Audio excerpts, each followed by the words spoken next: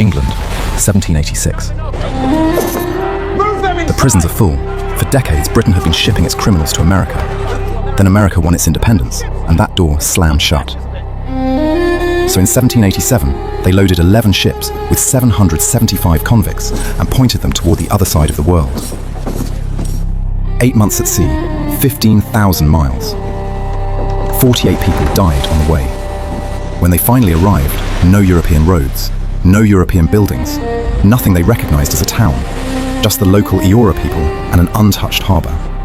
What they built here, we used AI image tools to reconstruct from historical maps, paintings and records. This is Sydney. Now, back to Sydney. January 26th, 1788. The ships have just anchored in Port Jackson. No one on board has ever seen this place before. The harbour is vast, deep water, wooded shores. Complete silence. Broken only by the sound of their own vessels.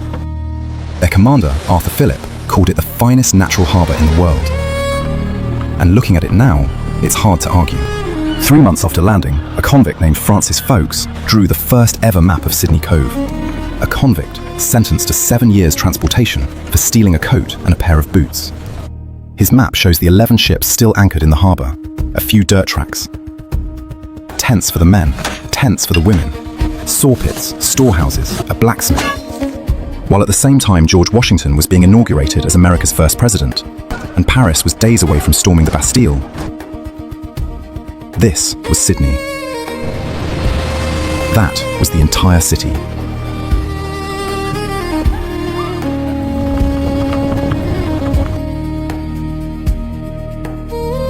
Six years after landing, Thomas Watling, another convict, transported for forging banknotes in Scotland, painted this view of Sydney Cove directly from nature. The tents are gone. Brick buildings now line the waterfront. Ships crowd the harbour. A town is beginning to take shape. Watling himself wasn't impressed. He wrote home complaining the colony was barely a third the size of his hometown of Dumfries. He wasn't wrong, but it was growing. This was the seat of power, the first government house. Brick walls, a timber fence, 2 small sentry boxes at the gate. From here, Arthur Phillip governed a colony of over 1,000 people, the vast majority of them convicts. Men and women who had stolen coats, boots, bread, guarded by around 200 soldiers who were barely better off than the people they were watching. Not quite what a government house is supposed to look like, but it held the whole thing together. By 1797, the colony had a problem. They were growing grain but had no way to mill it efficiently. So they built this, Sydney's first windmill on the highest hill above the settlement. The hill they simply called Windmill Hill. Governor Hunter had the parts shipped from England. A convict named John Davis built it.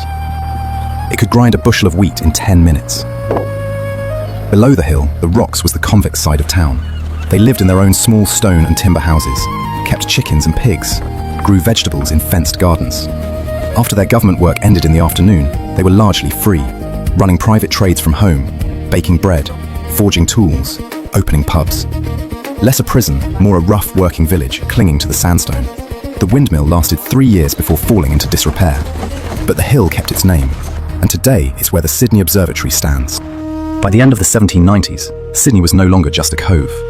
Convicts who'd served their time were being handed small land grants, 30 acres, a few tools, some basic supplies, and sent to farm inland around Parramatta.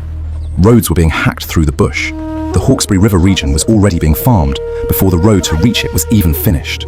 Sydney Cove stayed the port, where ships arrived, goods moved, and news from the outside world finally landed. But the colony's centre of gravity was shifting west.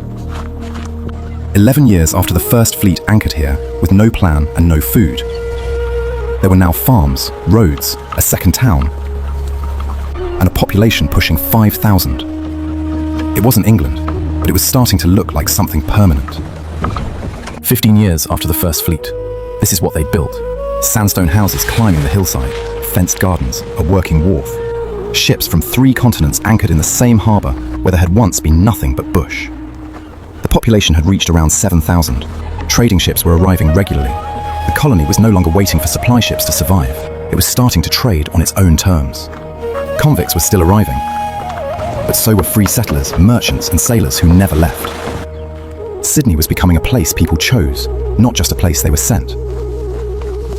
They'd been sent here as punishment. Now, some of them owned the place. We saw this building before, a modest brick structure with a timber fence and 2 sentry boxes. That was 1791. By 1807, it had grown. A long drawing room added, a veranda extended along the full frontage. Still not grand by any European standard. Every governor who lived here complained it was damp, too small, and falling apart. But it held the whole colony together for 56 years. Australia's first newspaper was printed here. The first laws were issued from here. 9 governors lived and ruled from this address. The man who painted it, John Eyre, had arrived in Sydney as a convict, transported for housebreaking. By 1807, he'd earned his pardon and was painting the very building that had once held his fate. 1 year after this painting was made, soldiers would march through that gate, walk upstairs, and arrest the governor in his bedroom. All because of rum. January 26th, 1808. Exactly 20 years to the day since the First Fleet anchored here. You are arrested, Governor. 400 soldiers marched down Bridge Street, band playing, flags flying, bayonets out. The governor's daughter tried to stop them at the gate with a parasol. They found Governor Bligh hiding behind a bed. Australia's first and only military coup, driven by a power struggle over who controlled the rum trade. History would call it the Rum Rebellion. The colony had been running for 20 years and had already overthrown its own government. The colony needed a hospital. The British government refused to pay for it, so Governor Macquarie made a deal. 3 merchants would build it, in exchange for a monopoly on importing 45,000 gallons of rum into the colony. No money changed hands. The hospital was paid for entirely in alcohol. That's why they called it the Rum Hospital. Construction started in 1811. It took 5 years, mostly because the builders cut so many corners that parts of it nearly collapsed before it opened. One of the 3 merchants who built it was also the colony's chief surgeon. The man responsible for treating the sick was also profiting from the rum trade. The north wing of that building still stands today as the New South Wales Parliament House. These cannons in the foreground came from the Sirius, one of the original 11 ships of the First Fleet, wrecked off Norfolk Island in 1790. Dragged back to Sydney, mounted here at Dawes Point to defend the harbour. Below them, the government dockyard. Behind that, the town climbing the sandstone hills. 30 years of building, all visible from this single point. The 2 well-dressed figures on the right aren't convicts. They're colonists, people who chose to be here, or were born here. A new kind of Sydney resident. This exact spot, where these cannons once stood, is now one of the pylons of the Sydney Harbour Bridge. While Bolivar was liberating South America and Napoleon was rotting on a rock in the South Atlantic, this was Sydney. A working harbour, a few hundred buildings, Aboriginal Australians around, watching a town that had replaced their world in 30 years. Empires were falling. Sydney was still waiting for its first proper church. Here it is, Sydney's proper church.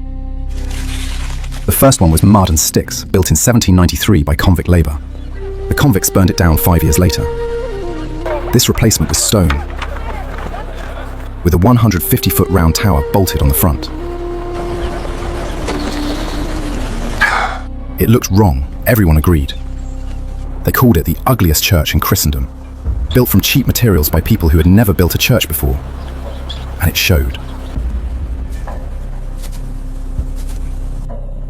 From this hill you can see the whole colony in one look. Where the streets stop, the bush starts. No gradual fade, just an edge. On one side, a British town. The only significant European settlement on a continent the size of Europe. On the other side, everything else. Land that had been home to Aboriginal Australians for 50,000 years, and still was. By 1819, the Eora people were moving between both worlds, fishing in the harbour, trading on the edges of town, some living just beyond that line. But their numbers had already been cut in half by smallpox in the colony's first year. They were still here, just far fewer of them. Every building you've seen in this video was built by these men. By 1821, convicts and former convicts made up roughly 2/3 of the entire colony.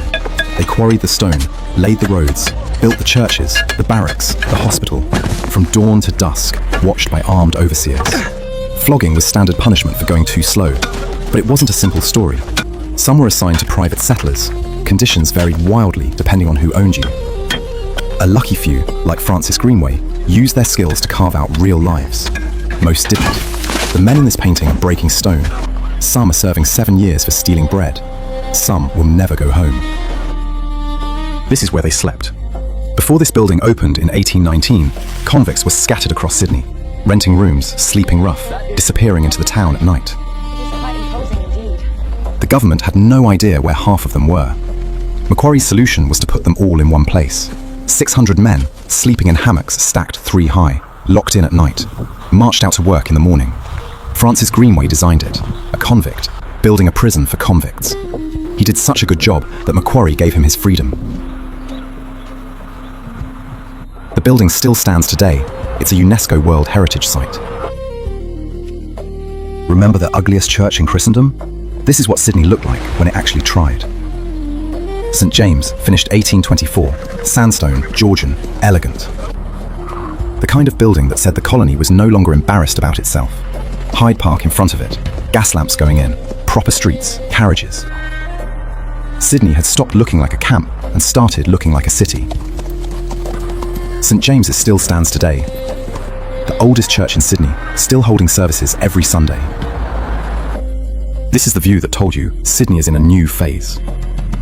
Government House on the left, Fort Macquarie on the point. Ships from 4 continents in the harbour, well-dressed colonists taking an afternoon stroll. 5 years earlier, transportation had ended, no more convict ships. Sydney had just been declared a city, population pushing 35,000. The convicts already here were still serving their sentences. The last ones wouldn't be fully free until the 1850s, but no new ones were coming. The people walking in this painting chose to be here or were born here. The penal colony was gone. What replaced it looked like this. 2 forts, 1 harbour entrance, Dawes Battery on the left, where this whole story started. The cannons from the Sirius, the First Fleet, now a proper fortification. Fort Macquarie on the right, built on Benelong Point in 1817. For 60 years, this harbour had been defended by whatever they could scrape together. By 1840, it finally looked like they meant it. The point where Fort Macquarie stands, they'll knock it down in 1901. Eventually, they'll build something else there. Something you might recognise. Every person in this story arrived by sea. Every letter, every law, every order from London came through this water. This ship is heading in, Government House on the hill, flying the Union Jack. To anyone arriving for the first time, that building said one thing clearly. You are still in the British Empire, just a very long way from it. The old Government House, the damp, cramped building that 9 governors complained about for 50 years, was finally demolished in 1846. This is what replaced it. Gothic revival. Battlements. Towers. Built to look like a small English castle dropped into the Australian bush.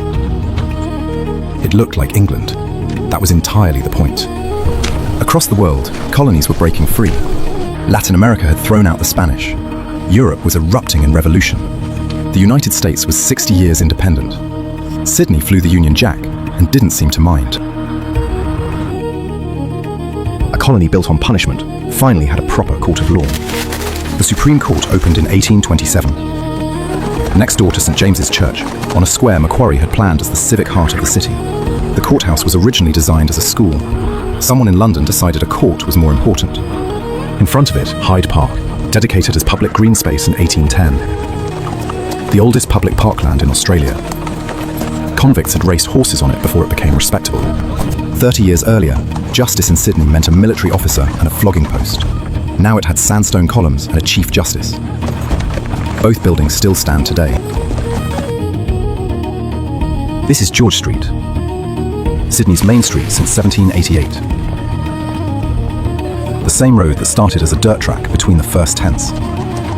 By 1842, it had shops, hotels, offices, horse-drawn carts, people with somewhere to be. The year this was painted, Sydney was officially declared a city. It still didn't have reliable sewers or gaslighting beyond the centre. A city in name, still catching up in practice. From Flagstaff Hill, you could see everything. The working waterfront below, the harbour beyond.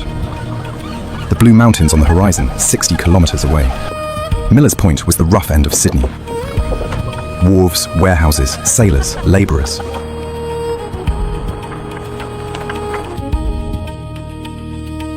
The harbour that had kept the colony alive for 50 years was still its beating heart. Wool going out, immigrants coming in, ships from London, Calcutta, Canton, Cape Town. The windmill is still turning, the goats are still grazing on the hill. For all the civic grandeur of George Street and Queen's Square, this is what actually kept Sydney running. A working harbour town that had learned to call itself a city. Same neighbourhood, street level now. The Whalers Arms. The hero of Waterloo. 2 pubs visible from the same spot. This was Millers Point, where the ships docked and the sailors spent their money. The hero of Waterloo is still there today, one of the oldest pubs in Australia, built from convict sandstone in 1843. Allegedly had a trapdoor behind the bar.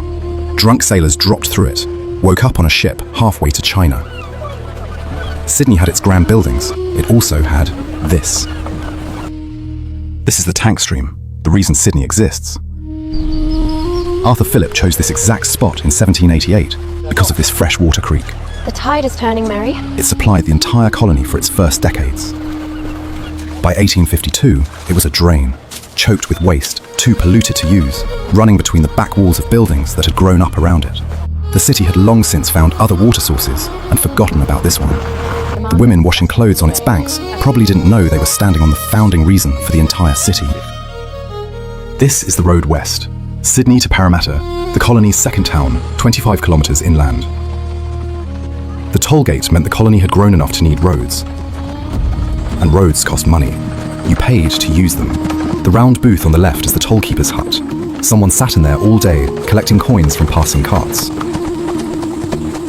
In 1788, there was nothing beyond this point but bush. By the 1850s, it was a road with a gate and a man taking your money. That's progress. 4 years after gold was discovered at Bathurst, this is what it did to Sydney. The population had doubled. Ships were arriving daily. People were pouring through from Britain, America, China. George Street had gone from colonial town centre to the main street of a boomtown almost overnight.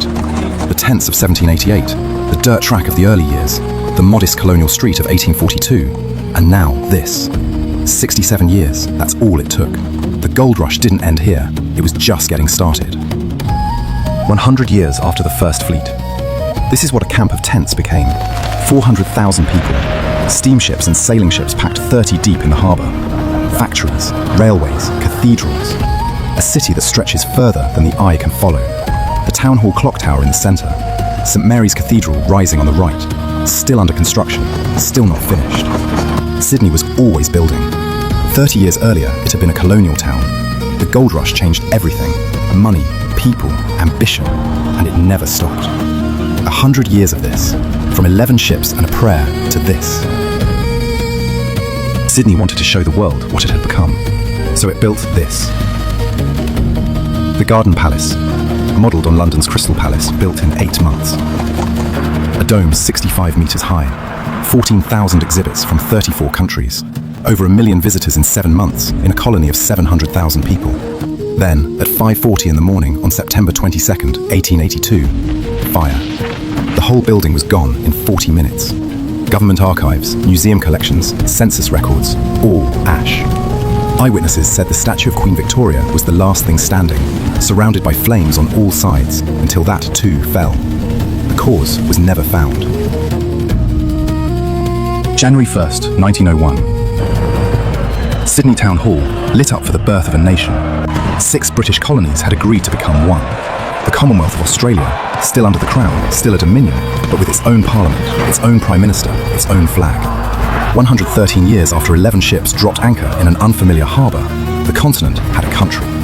Not a revolution, not a war of independence, just a vote, a ceremony, and a lot of lights. That's the Australian way. Thank you so much for watching. Drop a comment below. What city or era should we reconstruct next?